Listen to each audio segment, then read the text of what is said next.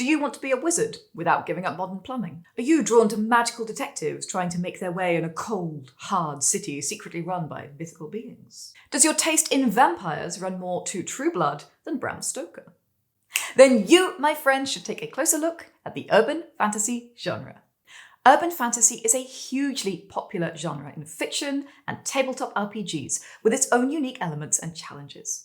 But as popular as it is, there's a lot of confusion about what exactly defines urban fantasy and what isn't urban fantasy. We're going on a whirlwind tour of the urban fantasy genre for aspiring writers, game masters, and world builders, exploring some examples from books and tabletop gaming, and sharing tips for crafting an urban fantasy setting your readers and players will want to inhabit, and explore every dark corner.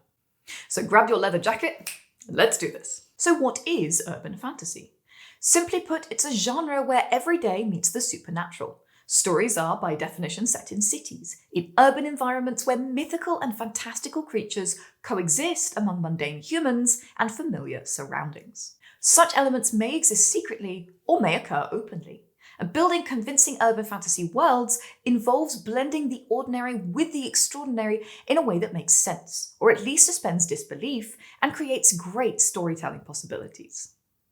All well and good, but urban fantasy often gets confused with other genres. For example, it often includes elements common in horror fiction, like vampires, werewolves, witches, and demons. Sometimes these beings are villainous monsters, but just as often they're tragic dark heroes or allies of the protagonist. But unlike horror, urban fantasy typically features the heroic plot structure of fantasy. And on the other hand, urban fantasy also often includes elements from traditional fantasy and myth, like fae creatures, dragons, and wizards. What separates urban fantasy from traditional fantasy is the mundane setting. Literally mundane, that is to say, based on a recognizable version of our world, usually our modern world. Urban fantasy is often conflated with paranormal romance, which is similarly set in a modern world with magical elements. So what's the difference? The general rule of thumb in fiction is that if the romance is the inextricable main plot, it's paranormal romance. If it's a subplot, and you could admit it and still have a functional story, it's urban fantasy. Remember though, genre is largely a marketing tool, helping readers and gamers find stuff they love. It's not a hard and fast set of fixed rules. So while it's useful to understand these differences, don't let the nuances worry you as you're creating. Just have fun and make the thing you want to make. So now we've talked about what urban fantasy is and isn't, let's dive deeper into the common tropes and story elements. These are helpful to further understand the genre and for meeting player and reader expectations too. After all, when you pitch urban fantasy for your beta readers or players, you're setting some expectations in place. Knowing the common tropes helps you to meet them and subvert them skillfully. In urban fantasy, the rent is still due, vampire or not. Urban fantasy tends to focus on blue-collar characters struggling to get by, and often their initial motivation is money or debt. Down-and-out PIs are also a common character trope, and noir is often used as a strong flavour in urban fantasy, as in The Vampire Files by P.N. Elrod. People won't treat your heroes as special, and chances are they're not the chosen one. Episodic plots are another common structure of urban fantasy, that is to say, Monster of the Week style books or installments that slowly build an overarching mythology.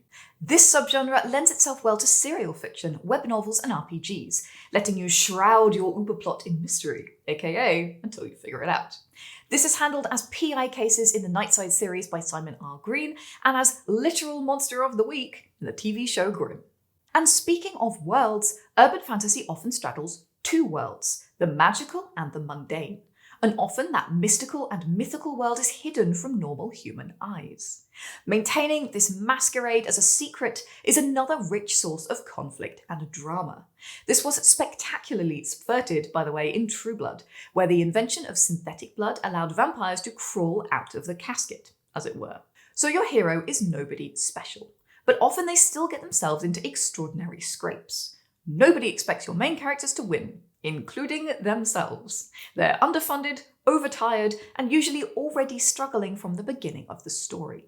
If they wield unfathomable power, and sometimes they do, they either don't know it, can't control it, or are forbidden from using it. And speaking of struggling characters, there is a 100% chance that your main character will fall for somebody they're expressively forbidden to love, and a 75% chance of a love triangle with an equally problematic person, or vampire, or fairy. This trope is particularly represented in young adult YA urban fantasy, but it's common across the genre. After all, piling problems on your already fraying hero comes in all forms in this genre. And speaking of heroes, there's a character that always appears in urban fantasy: the city. Urban fantasy borrows heavily from film noir and includes moody atmospheric cities that live and breathe. Writers like Ben Aranovich excel in bringing their cities to life with details. In the case of N.K. Jemisin, quite literally.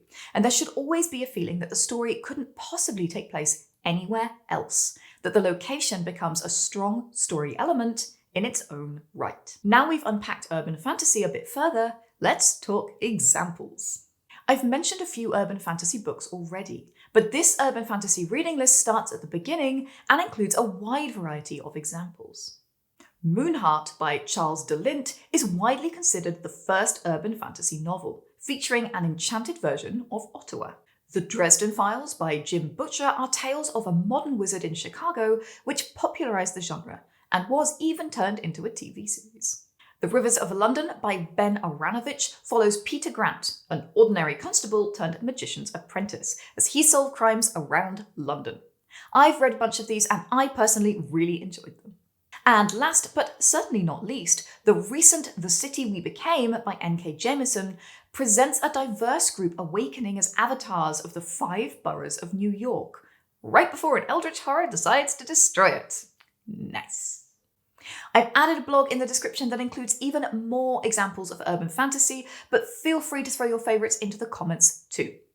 And why not throw this video a like while you're at it? After all, we're all the underdogs against the great algorithm. In the tabletop RPG space, there are several RPG systems and settings specifically designed for urban fantasy RPG games. Some come with a default setting, but most encourage you to world build your own. My favourite. In the World of Darkness, that's Vampire the Masquerade and etc., you play as vampires and other creatures of the night, stalking a modern metropolis, playing at clan politics.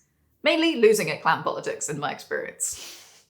City of Mist allows your players to become the avatar of a legendary character in a city consumed by magic and corruption. And Monster of the Week, yes, it's literally called that, lets you hunt high school beasties like Buffy the Vampire Slayer, travel the country to bring down unnatural creatures like the Winchesters, or head up government investigations like Mulder and Scully, X-Files stars. My husband has the biggest crush on Gillian Anderson. Just saying. And Urban Shadows, inspired by John Wick, where mortals and monsters vie for control of a modern-day city in a political battleground layered just underneath reality. But I'm a world-building nerd, so let's talk about creating our own urban fantasy worlds for novels and games. There are some big decisions to make when you set out to create an urban fantasy world. And one of the first to consider is tone and mood. For example, did you know that the Underworld movies and Kiki's Delivery Service are both urban fantasy? The difference is tone and mood. Now, there's a lot of latitude in urban fantasy, from dark angst to cozy wonder, but locking down your vision for tone and mood early helps you with all the other choices you need to make along the way. The next thing to consider is how the magical and mundane worlds interact. Is magic hidden or public? If people know about magic, is it admired or persecuted by the authorities? Is it controlled or allowed to run rampant? How dangerous are cities for ordinary people? Is that different for magical beings? And what about outside your cities? If your urban fantasy is an alternate Earth, rather than just our world with a hidden magical layer, has the presence of magic altered technology? Do magic and technology work together or cancel each other out?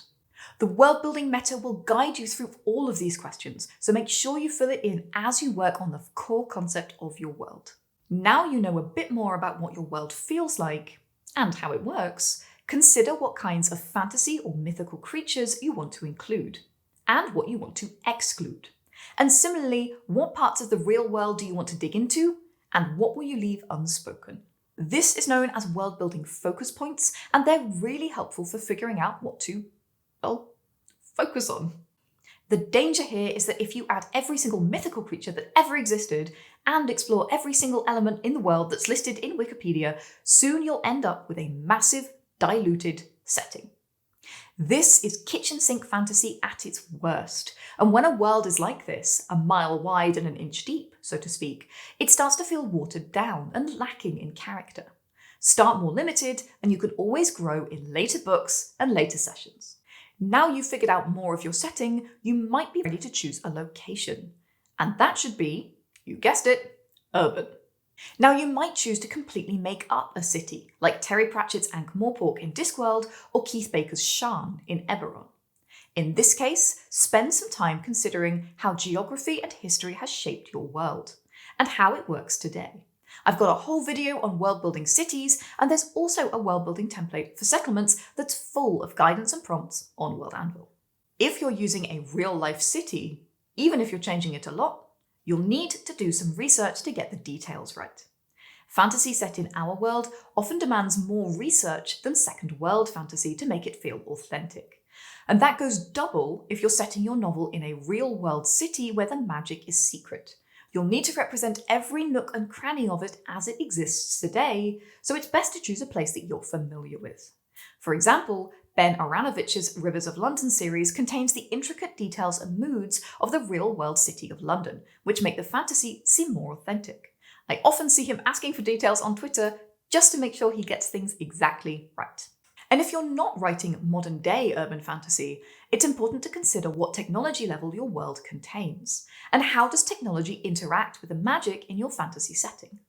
If magic is not hidden, has it replaced electricity? Has it slowed the development of technological devices like steam power?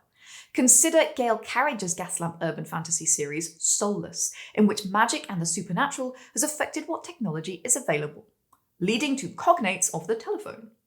And a special tip for my game masters and gamers. The combination of modern technology and magic can be mechanically challenging to balance, especially in combat. As a result, many specialized urban fantasy systems lean into roleplay rather than dice play for these kinds of campaigns. If you're thinking of tweaking them, or even creating your own RPG system for urban fantasy, that's an important thing to be aware of. Let's talk about introducing your world to your audience.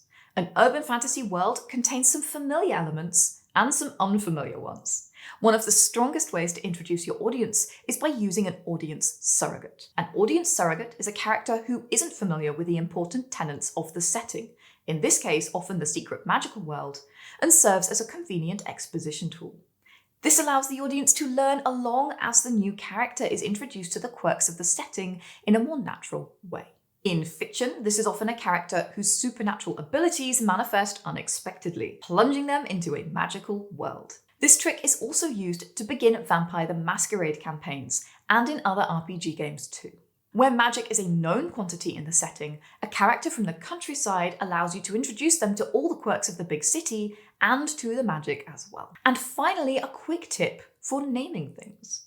Especially in urban fantasy, you might find yourself inventing things that lie somewhere between the real world and the traditional fantasy world. And in that case, portmanteaus are your friend. A portmanteau is a combination of two words, like motel or brunch. They tend to be self-explanatory and easy to understand from context, like Robocop. And the fact that they're fantasy infused with real-world lingo makes them an ideal expression of the urban fantasy genre, as well as something that your audience will understand in a werewolf's heartbeat. Urban fantasy is a really fun playground for world builders, and the delicate blend of reality and magic makes this genre a true delight to play in. Please like this video to fight the hidden vampires of the algorithm, and subscribe for more videos about world building, writing, and dungeon mastering. Now grab your hammer and go world build in the shadows.